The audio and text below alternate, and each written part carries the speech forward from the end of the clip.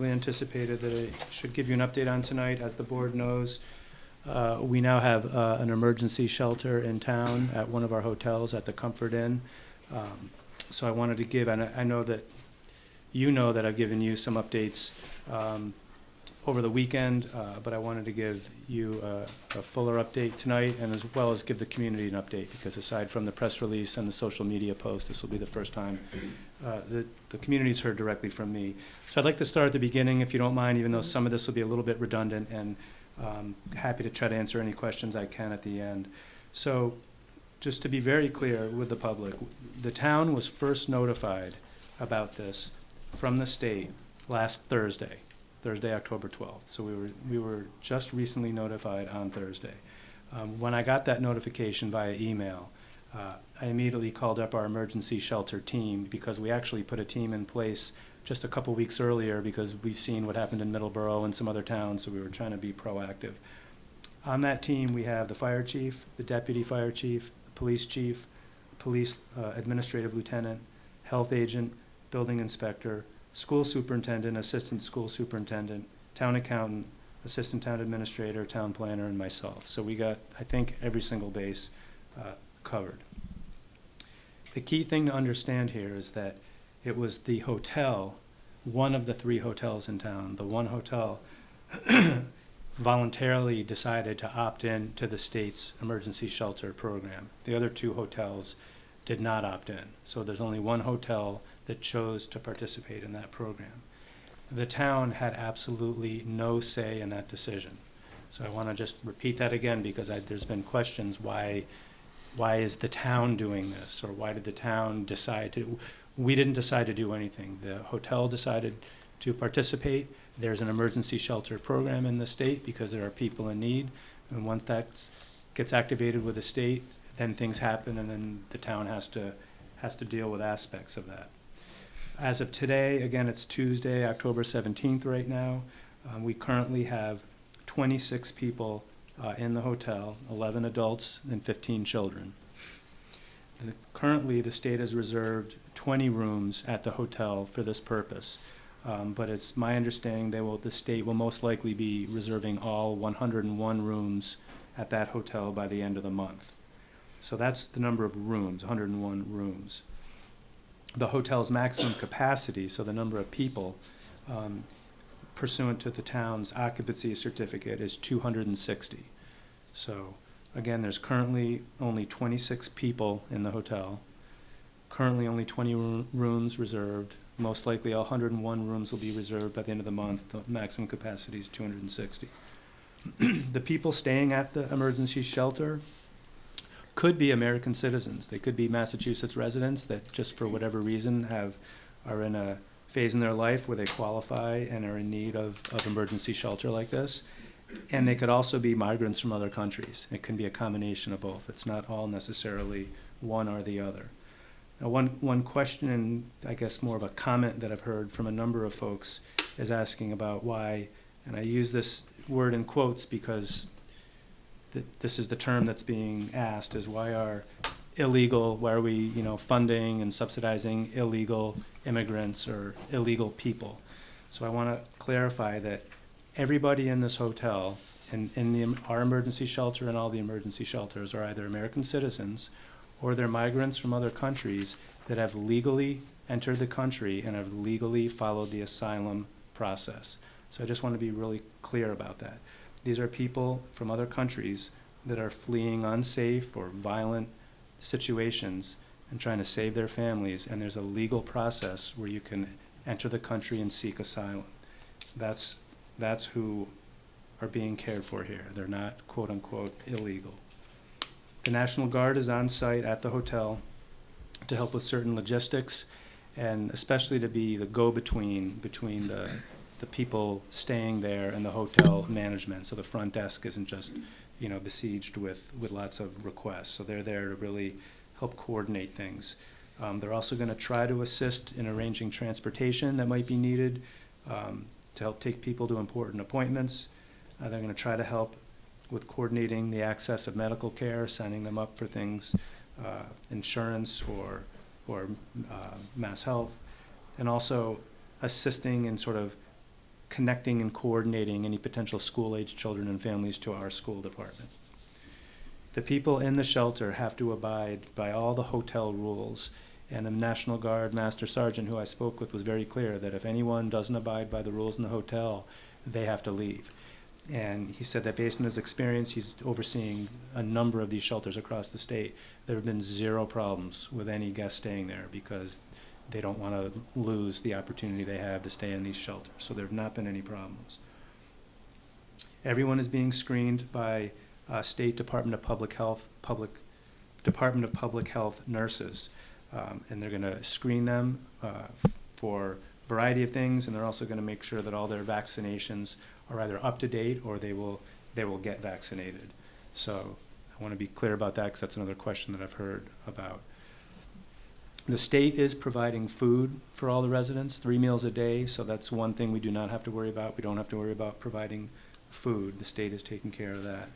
But we do need to assess some of the other needs that the people that are staying there might require. We're not sure yet, but we're anticipating that the greatest need that's not going to be filled by the state is most likely going to be winter clothes, personal care products, diapers and cribs, and feminine hygiene products. That's what we're guessing.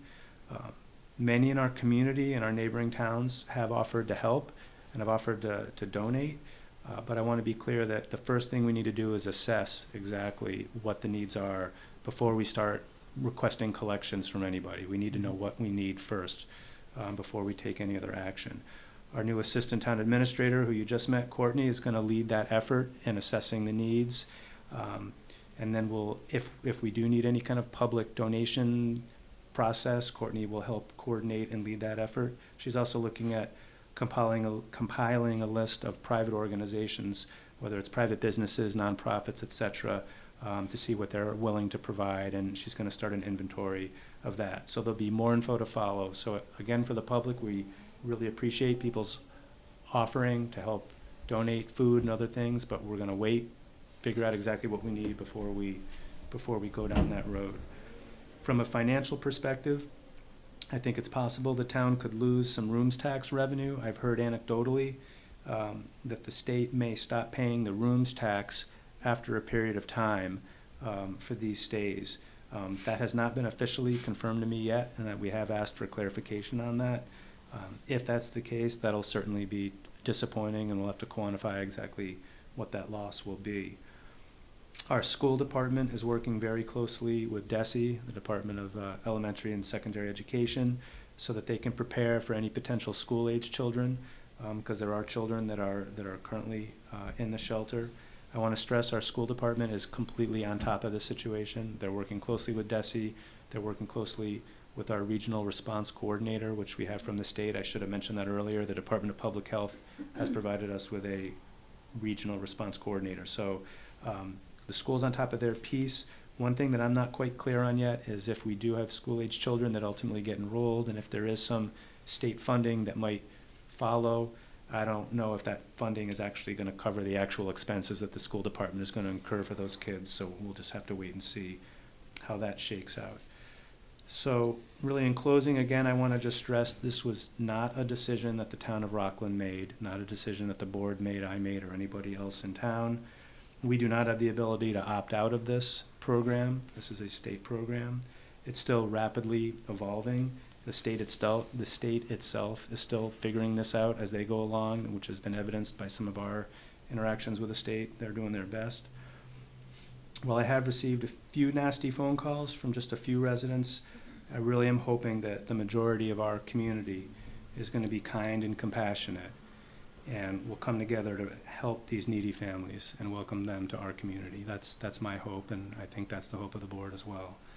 So with that, I'm happy to try to answer any questions. Courtney, Allison, the two chiefs are here. They're also involved. Anybody, do you have anything to add that I may have missed?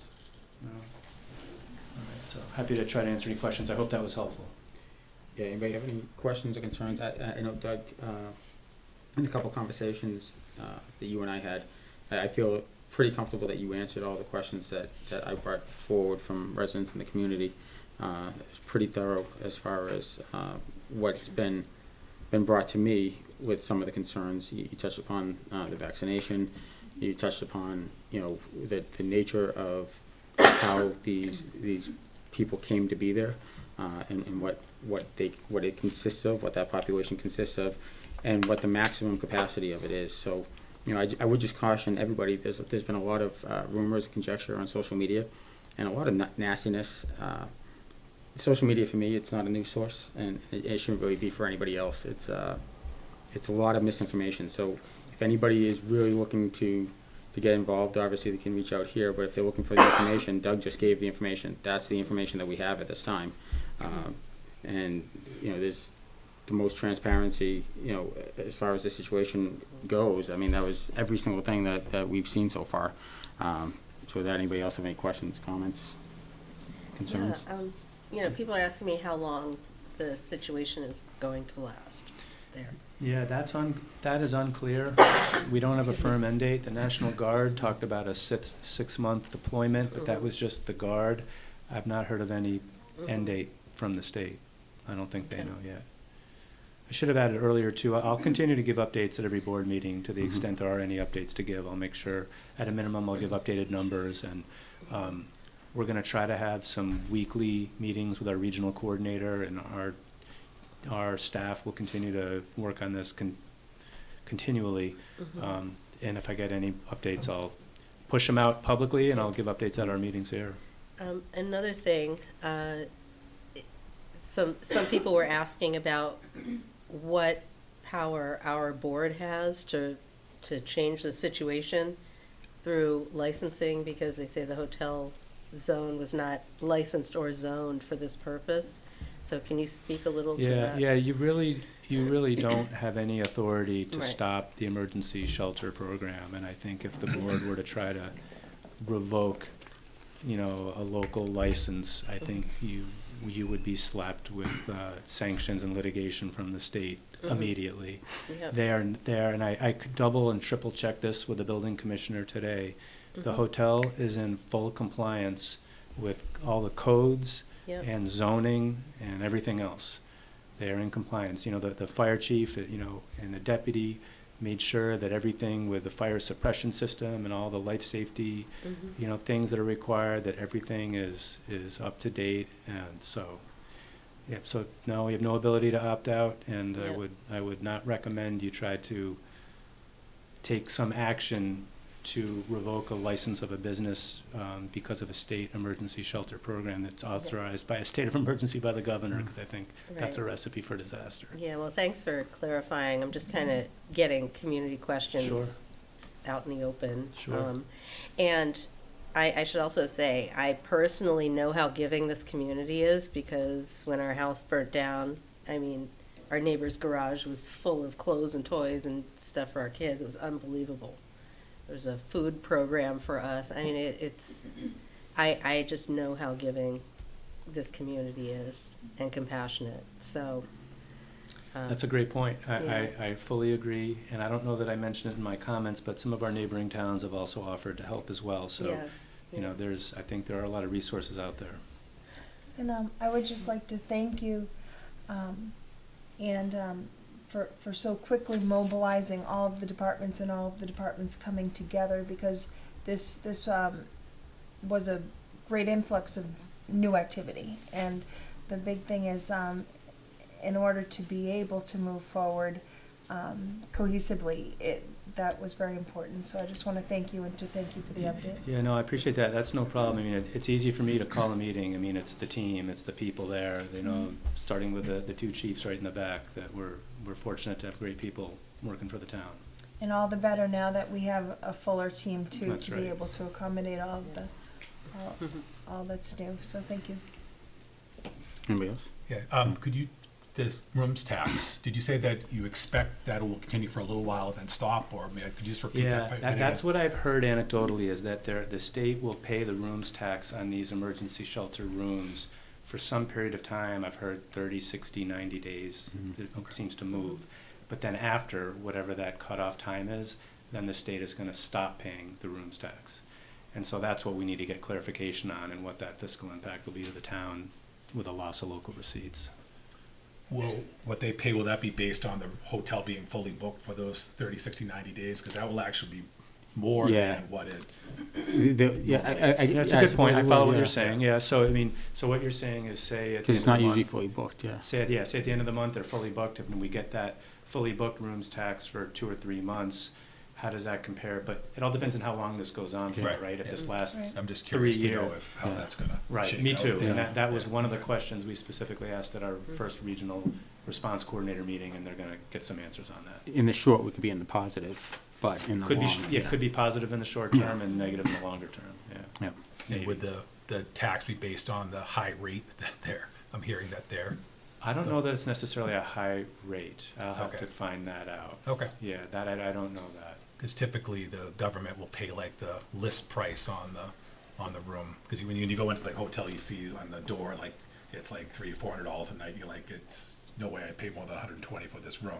I don't think they're so. paying that. Yeah, Are they? Yeah. Okay, okay. good. I will find out. I don't Yeah. think. They're I paying- don't think they're even the paying the list low. price there is that The high. state's paying the low. Yeah.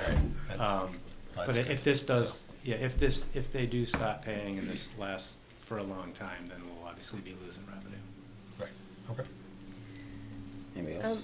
Yeah, and how much did they say they were gonna pay per student initially through You know, I DESE? don't have. So I saw it as $105 a day per Yeah. student enrolled in the school. Okay, And so obviously, it's all gonna depend on what the extra resources those students will need to see. That's what I was Right, yeah. alluding to before, is Yeah. what they're gonna pay. I don't know if anybody knows yet, Okay. if that will cover the actual costs. yeah, And I do wanna stress again, because, you know, this is a dynamic situation, but Dr. Cron and Jane Hackett they're aware of what's happening. They really are on top of this. They're working closely with DESE. They had their own separate meeting with our regional response coordinator to make sure they're prepared. yeah, And we'll see where we go from here. okay. Doug, one more thing. A lot of people have been messaging me that people have been evicted from rooms at the hotels. People that were long-stay residents have been evicted. Can you just set the record straight on that and just explain that process and how that term, I guess, came to be used? Sure. And it's also interesting because on the one hand, we're being criticized because long-term stay people are getting evicted, but then on the other hand, we're being criticized, why are we allowing other people to stay with long-term stays? So it's a little interesting, but what I think is happening is that I think there are some people or some families that have been staying at the hotel, with month to month for longer periods of time because that was the only place they can afford. And what I think is happening is like I said, at the end of the month, I believe the state is gonna fully book and reserve all of the rooms, and the hotel's been directed to not take any more public reservations. And so I think, when I think of the word evict or eviction, I think of an actual lease with a landlord in an apartment or renting a house or something like that. And that's not what we're talking about here. These are hotel stays. But I think it is entirely possible that you had a local person or family that was staying month to month in the hotel, and that the hotel could very well have told them, at the end of this month, the state's told me I can no longer accept public bookings, so you're gonna have to find somewhere else to go. And I imagine if that's the case and they're not able to stay, it's because they can't afford the market rate for apartments and houses in the region, but they have too much income to qualify for the emergency shelter program, so they're kind of stuck in the middle. Mhm. That's my guess. And we raised that issue to the regional response coordinator because I think that's crazy that the state would be displacing one person to house another. So hopefully they're going to address that. But again, that is completely out of our control, Mhm. and it's because of that situation. Thank you. Anybody else? We good? All right.